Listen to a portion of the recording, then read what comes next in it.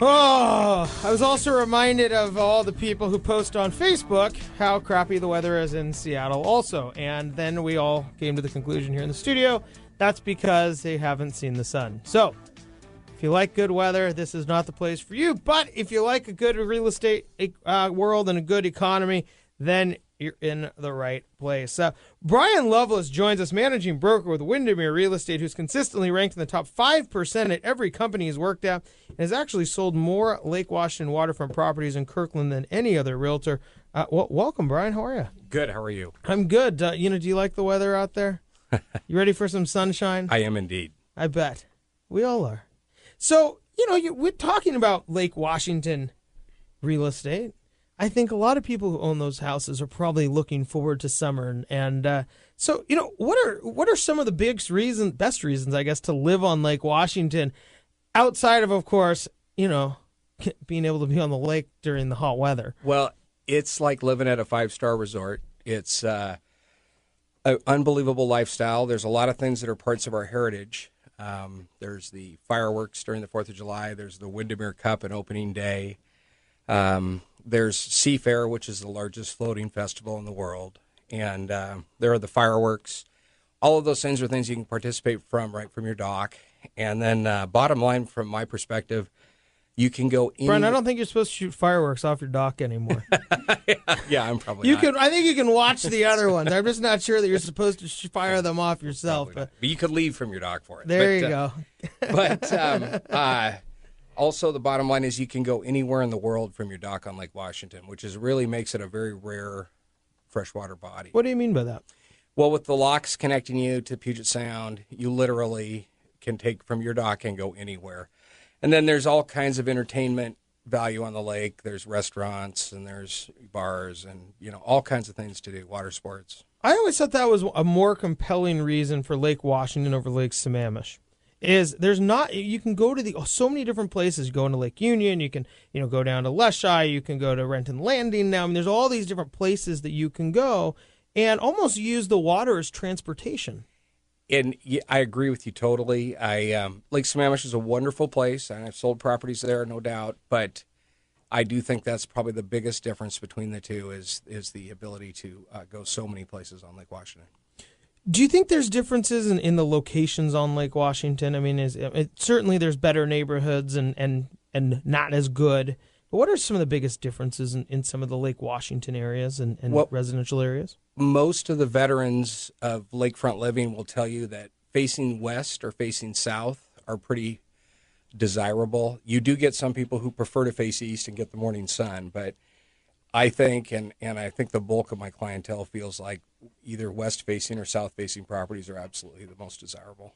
And that, of course, is when the sun is shining. Yeah, on those 3 days a year. Otherwise, it doesn't really make much difference. Right. Do you see that there's different values then in the west or south-facing versus the east or north-facing? Yeah, I do think that there is a little bit different value there, although there's some very valuable east-facing real estate. For instance, the Windermere, Laurelhurst areas have a lot of east-facing real estate that's quite valuable, as does portions of Hunts Point and Yarrow Bay. And, there are some areas on the lake that are very expensive that face east. You could buy the tip of Hunts Point and face every way. Yeah, there's the old Stan Sayers property that's available there. Is that back on the market?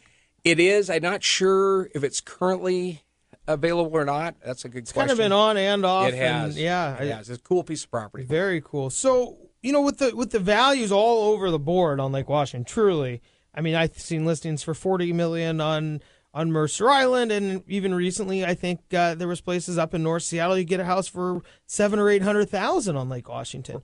What's happened with values really over the past 5 years? Are they consistent with the rest of the market? I would tell you that it was pretty dramatic the fall. I would say that between late 2006 and early 2010, they dropped almost 40%. And I think that we already have experienced a partial comeback. And there's no question that right now we're in an appreciating mode.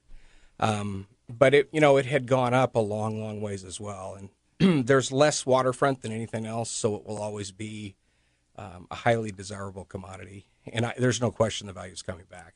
And when you talk about how high it went, that was a little bit of a product of like kind of that Microsoft boom, wasn't it? Yeah, there was a lot of factors. Money was very available. Obviously, the economy was going really well. There were just a lot of, and real estate in general had really spiked. You had a lot of people in a lot of industries making, a lot of money and being able to put it into real estate.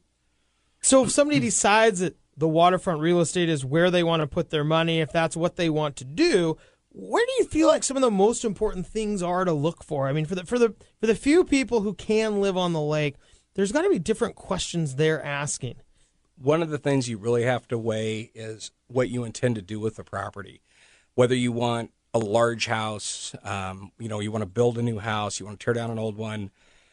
Then you got to look at how much room you have on the property, setbacks, all kinds of, which municipality it's in. I mean, there's a whole lot of issues relating to construction on the water. There's shoreline management issues and wetland issues, all those things. There's also the opportunity to buy houses and renovate them in their existing footprint is the easiest. There's a lot of different factors to look at. And then there's the mortgage aspects of it. Depending on what kind of boating you're into, if you have a large sailboat, you need probably 8 feet at the dock. There's just a lot of different factors that you really need to pay attention to. And these are not your typical factors. I mean, you really need almost a specialist in waterfront, I would imagine, to go through the steps appropriately. I would think that would be helpful. A lot of times it might save a hard lesson. It's like losing the key of the bottom of your sailboat. You can't make it deeper, at least not easily. So what are some of those other big things? I mean, you talk about, where you're going to, now this is all fancy stuff, right? I mean, we're here with Bryan Loveless, managing broker with Windermere Real Estate, talking about Lake Washington waterfront. And, so the big things, it's a lot of lifestyle questions you're asking. I think it really is about lifestyle. In fact, a lot of times I take clients out on my boat and kind of show them the water from the lake and, just watching the sunset as you drive along the Gold Coast of Medina, and then maybe you go out to dinner at Chandler's or, another one of the other fine restaurants on the lake. It is a really unique, wonderful way to be able to live. Like the house with the dinosaur in it. Yeah, that's very always cool. The fun one to go drive by, the right? T-Rex, yeah, I do drive by that quite a bit. It's like there's Bill Gates' house, and then here's the one with a dinosaur in it. Yeah, that's a pretty amazing. They have a full-blown T-Rex skeleton that's visible from the lake in their living room. It's awesome. So other than T-Rexes, being your neighbor, are there any big potential issues on waterfront properties that people run into?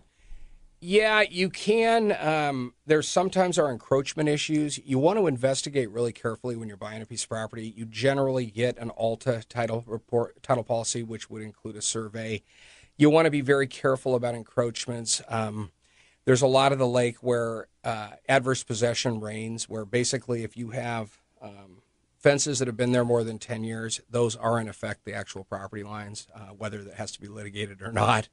But you want to be very careful going into a lakefront purchase to investigate it fully and have somebody competent working for you to make sure that those things. Well, I mean, if those fences are 10 feet different on your waterfront footage, it'd be a lot of money. Yeah, when it's by the foot, it definitely makes a big difference. So it sounds like there's just a lot more work there, or a lot more understanding that goes into a lot of these. Anybody making a purchase of that size needs to be prudent and careful, and you need to involve a quality, have quality representation that's looking out for your, the potential pitfalls and how to avoid them. Again, we're here with Bryan Loveless with Windermere Real Estate. Bryan, just one more question before we have to go to break. So you've been in the business 30 years. You've seen waterfront, you've seen non-waterfront. What are some of the biggest changes you've seen in selling real estate over the last 30 years? Well, 30 years ago, keep in mind, faxes were brand new, and people would get deals on real estate, and brokers that I knew, and they'd jump on an airplane to go get them signed. So you're talking, it's like living during the age of the automobile coming. I mean, the changes in our business have been unbelievable. And, to date now with DocuSign or AthenaSign, where you literally can sign electronically, the technology for marketing and for all of the things available to you, all the tools available online and everything else, 95% plus people find their houses online now in the Seattle area. So it's become, the internet marketing segment has become so important. And, print media, on the other hand, has really suffered because it's really just been a fundamental shift. Well, I mean, I would think that just being online and just having some type of, I mean, being able to show you're a real person, that you're there, and what your expertise is just a huge aspect, because people are looking for houses, and then they're looking for people to help them buy it. Well, and the transparency that's now available in the real estate business, the way you can go online and, see virtually all these properties and then find out what things have sold for. I mean, all of those things, what's out there and available. In the old days, an average person couldn't even get that information without talking to a realtor. It's really actually benefited the consumer, all of the technological improvement. Well, certainly the technology will continue to improve, but it's not growing, or it will improve. But the one thing that will not grow and there will not be more of is the Lake Washington waterfront. Yeah, and real estate in general remains a relationship business. There's no substitute for seeing properties in person. I would tell you, you can tour property virtually all day long. It is not the same. Yeah, they're never as big when you get into that room, are they? Especially depends on the Great photographers. Right. Bryan, thanks so much for joining us. Certainly Lake Washington waterfront is a very desirable thing to own, or just a place to live, especially when the weather will turn. When we come back, we're going to stick on the real estate side of things. And, if you're out looking for a house, whether it's on Lake Washington or not, you're probably dealing with some tougher situations than you're used to. Rebecca Carlson's going to join us when we come back. You're listening to Brashenomics.